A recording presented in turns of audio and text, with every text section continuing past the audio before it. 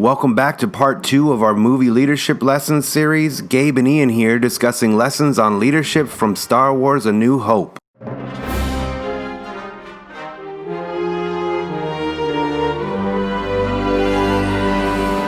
So I also took down some notes here about Luke, because we didn't talk anything about Luke. And Right. I think if you think about it, initially he didn't know, so he didn't know his origin or who his father was. He had no idea, but he felt something regarding his mission and his purpose. He felt like he's not supposed to be a farmer, right?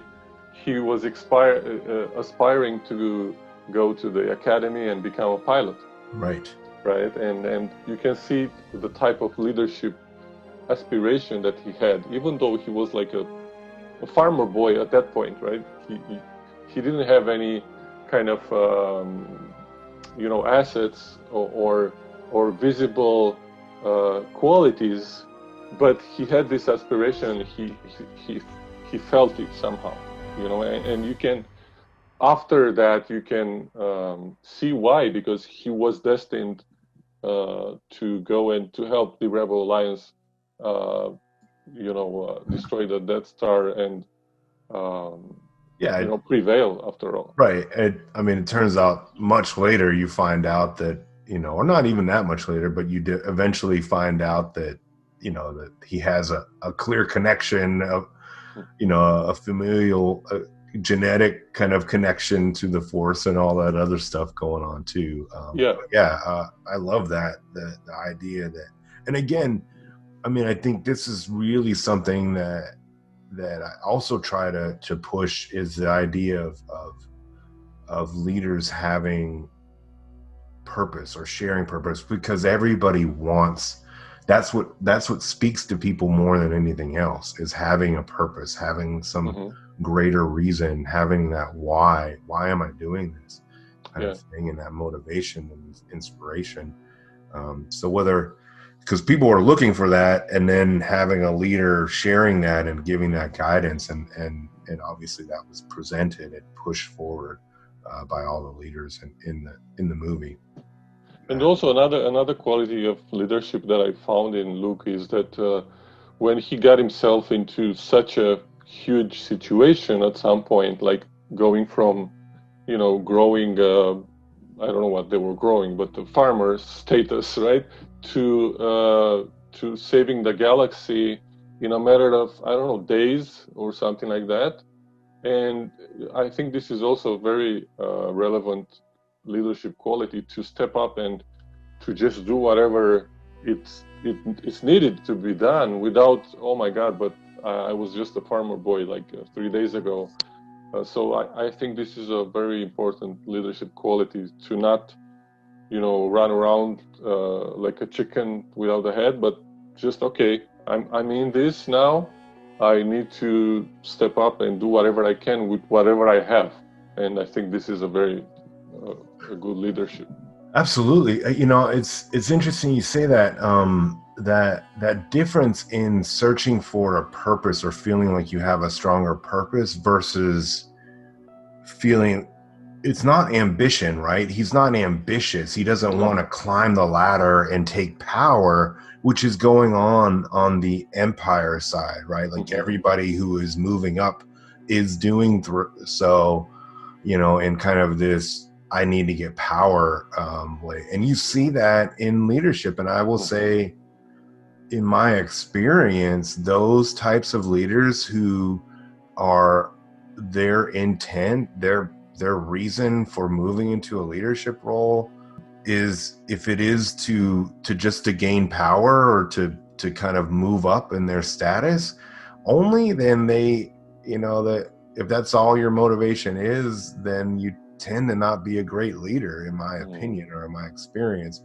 And you see this with all the heroes, that leadership is thrust upon them, and it's kind of like they're now put in this position where they have to become this leader. Yeah, also discovering Han Solo, now that we talk about each of the first characters, right? Yeah. So Han Solo, he was discovered in such an let's say unlikely place and it was like a bar on on a very trashy kind of planet, right? And all sorts of, you felt like it was like this outlaw bar, like Yeah, it if you think was. about the Wild West, it looked Right. like a like a modern outlaw kind of bar, and Absolutely. people were shooting each other and stuff. And there he was, like the guy that also played an important role for what was about to happen. And this is, I think, another good leadership kind of characteristic, because as a leader, you need to look for resources and leverage anything that you have, and do the most with it, without looking for the best of this or the best of that or the ideal situation. No, you do whatever you can with what you have at that moment, and then you improve it, right? So this is why I think this is also an important aspect, finding Han Solo and him jumping on board. And then he was also getting into this crazy situation. Also, he stepped up, and after all, he did it not for the money, but for the purpose, because Right. he was in a transition from, first of all, he was kind of a bad type of character, right, doing it for the money. But then he stepped up and joined the purpose, and it's very interesting that you can find this type of people, like a low life, type of establishment. But after all, if you give people the right context and the right purpose and the right team, you can see such a huge step up as some Han Solo had.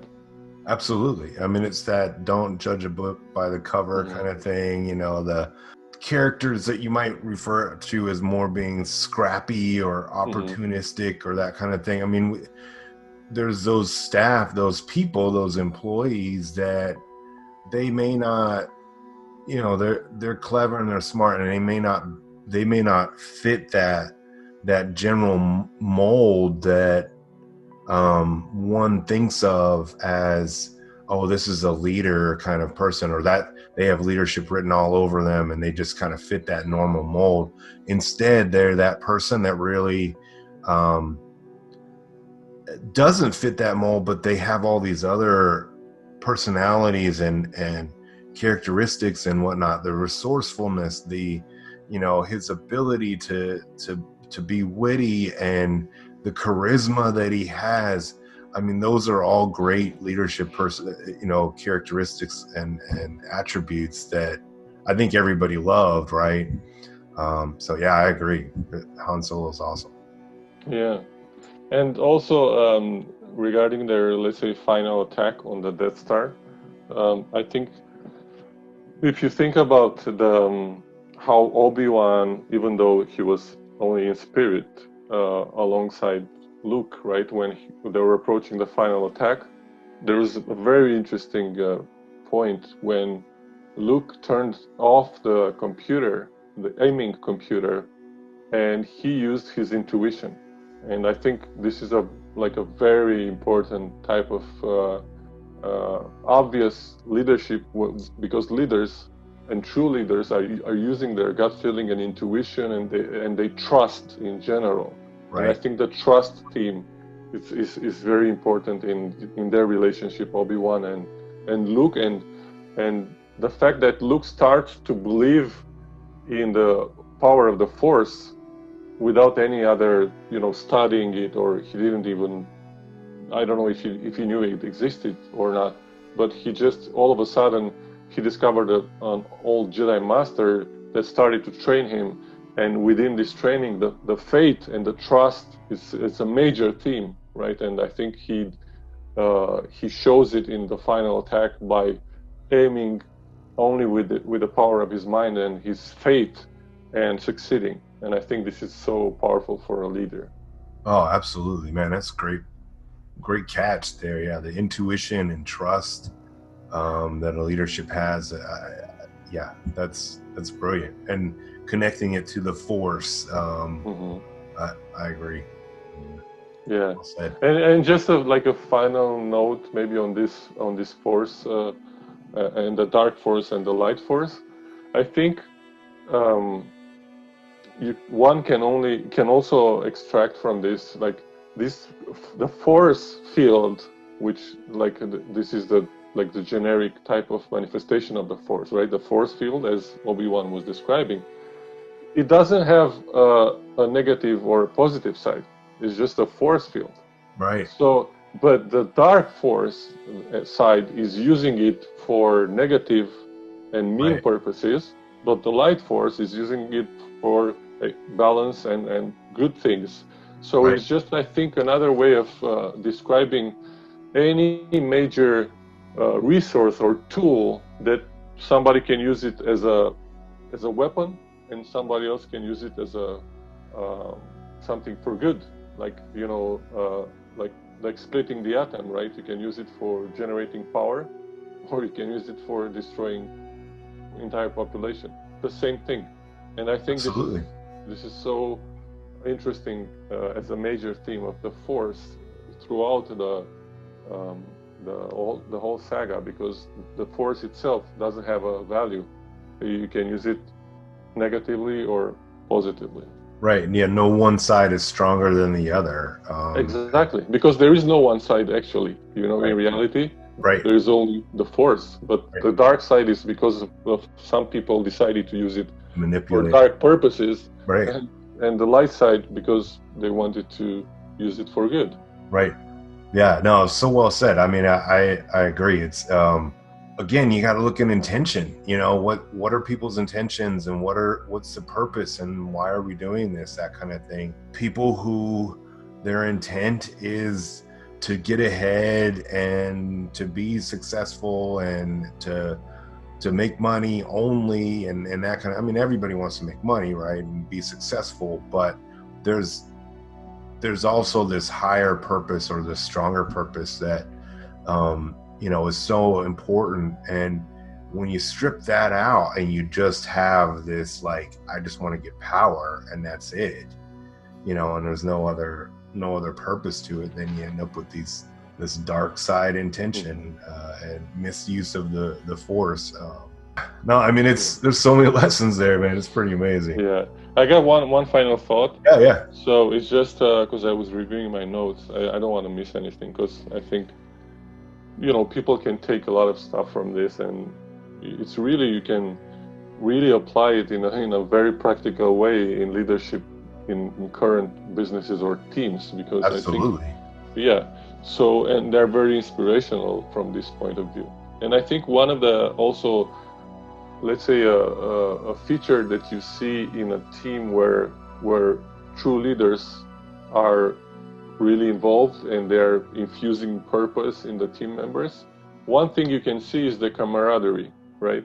Is the people who are just doing services for each other without an immediate gain or immediate profit in any way, and just because they want to help each other, is not even for the general purpose or for the bigger goal. It's just for little things. And one of I think it's so interesting because you see that between the lowest, let's say in the food chain, if you will, the lowest level, which are the droids, and you can see the camaraderie between R2D2 and C3PO when they are being sold in the very first beginning of the episode, right? Yeah, there's friendship there. And friendship and camaraderie, and they're helping each other, and they're Right. robots, right? Like, Right. come on, Right. they're not even supposed to do that, Right. But So, they, and I think in a team, in a real team that is really high performing, you will find that 100% of the times. It's interesting you say that, man. You caught all these awesome things. There's actual research that's shown that teams with just the star high performers, which you would think, and you pack a team with star performers, they're not the most successful teams. The teams that actually are the most successful are those ones that respect each other, that have connections, that they have a diversity there, they allow each one to be valued and speak and contribute. Through research, it's shown they tend to be much more successful, or the most successful teams out of any, when you look at groups of teams. Like I think this research was done at Google, and Google was doing comparisons with teams there. And one of the things they found was that the connections between people really matters. The camaraderie, the understanding. You're much more willing to do something for somebody, or to work harder, or to work more in a team if you have a connection with people. And they clearly do, and you can see that in all the character development, that they've developed those characters where they connect with each other, they respect each other, they might get on each other's nerves and they fight and that kind of thing, but there's clearly a love there and appreciation there, that builds over time. And there's none of that on the Empire side, right? They, clearly they despise each other, and that's about as far as you can go, is just hatred on the other side. Yeah, they just want to survive and not being killed by the leaders. I mean, really, yeah, and that's a terrible. And unfortunately, you talk to people who live in these kind of, who work in these kind of climates, these kind of cultures where the work culture is, they're just, like you said, they're just trying to survive. They're trying not to be killed off or fired or made to feel like crap at work by their boss, which is a terrible way to operate. So it is. Man, and there is so much more. There is why so much more important that the boss. It's a different type of leader, because otherwise. Unfortunately, even now, Ian, I don't know if you saw that. Maybe, hopefully, you've been in a great organization for many years, and I hope you didn't see that there. But I've worked with so many teams and leaders, and I'm still seeing it in 2020 in so many huge companies. That is scary. It's really scary, and I think there is a need for a systemic change in leadership towards the rebel type of leadership, and not staying with the empire type of leadership, because it's not sustainable. That's it. I'm amazed when I talk to friends and family how often that some sort of challenge or some sort of issue or something they're upset about from a work standpoint, it stems from this simple lack of focus on leadership training. Hence why you and I are here, right? I mean, why we're doing this is because it just doesn't happen enough. And even when it happens, people won't have the time and ability to, or they don't understand the importance of bringing this stuff on, and how it can really alter the not only the culture and the feeling and the satisfaction of employees and the experience and all that, but ultimately that leads towards the outcome, right? I mean, in the end, the Rebel Alliance, even though they got to go through a lot of crap, they eventually win. They keep winning, right? And they keep surviving, and eventually they overcome. Yeah. So yeah, it's